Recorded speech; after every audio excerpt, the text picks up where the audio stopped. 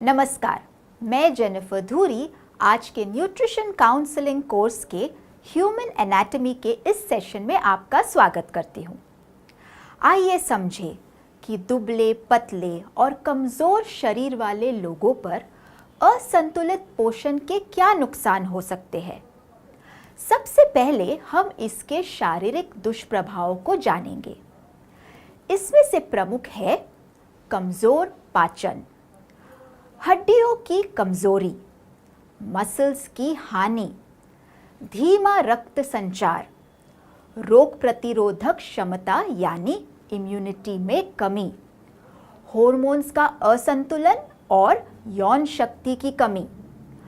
अब इन सब को विस्तार में समझते हैं। पहला है कमजोर पाचन। शरीर का दुबला पतला या बहुत कमजोर होना इस बात का संकेत हो सकता है कि ऐसे व्यक्ति का पाचन ठीक नहीं है।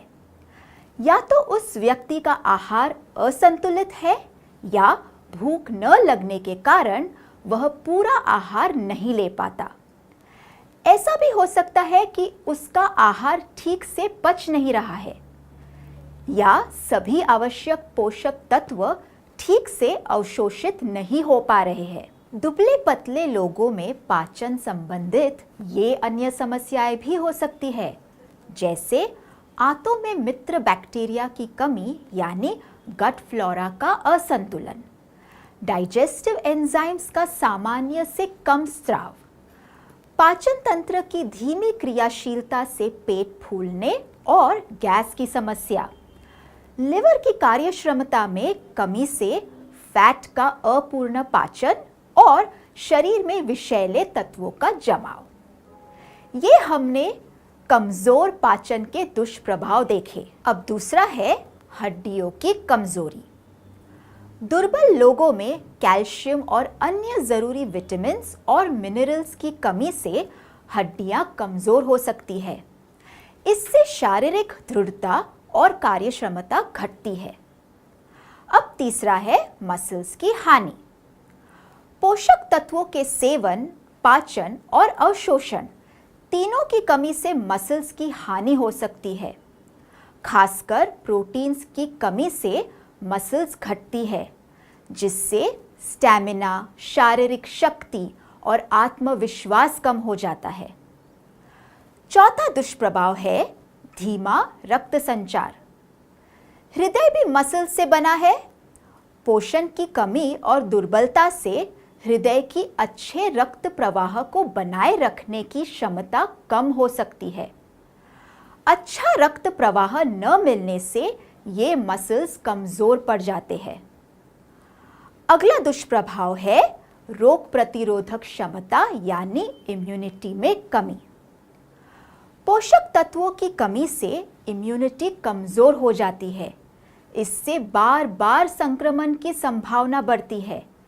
इसके अलावा बीमार होने पर ठीक होने में भी ज्यादा समय लग सकता है।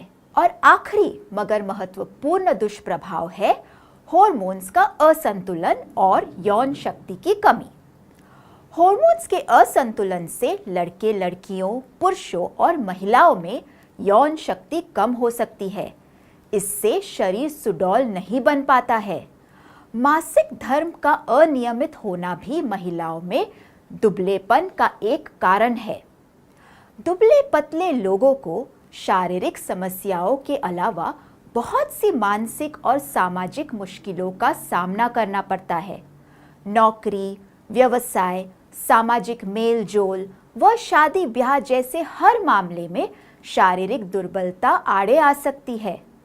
दुबला पतला व कमजोर शरीर होने के कारण सामाजिक जीवन पर भी गहरा असर पड़ता है और ऐसे लोग सामाजिक रूप से सहज होने में कठिनाई महसूस करते हैं। दुबले पतले और कमजोर लड़के लड़कियां खेल कूद और अन्य शारीरिक गतिविधियों में अपने साथियों से बहुत पीछे रह जाते हैं और इस कारण हीन भावना से ग्रसित हो जाते हैं। ऐसे लोगों का मूड अक्सर बिगड़ा हुआ रहता है। ऐसे लोगों में चिड़चिड़ाहट और क्रोध बढ़ जाता है, जो कई समस्याएं उत्पन्न कर सकता है। दरअसल हमारा शरीर मुख्यतः 4 चीज़ों से मिलकर बना है। ये है पानी, फैट, मसल्स और हड्डियाँ। हमें अगर शरीर को सुडौल बनाने के लिए वजन को बढ़ाना है तो इन्हीं चारों में से चुनना होगा। पानी, हमें भरपूर पानी पीना चाहिए ताकि हमारा शरीर स्वस्थ रहे और शरीर से विषैले तत्व निकलते रहे, पर हम आवश्यकता से अधिक पानी नहीं पी सकते हैं।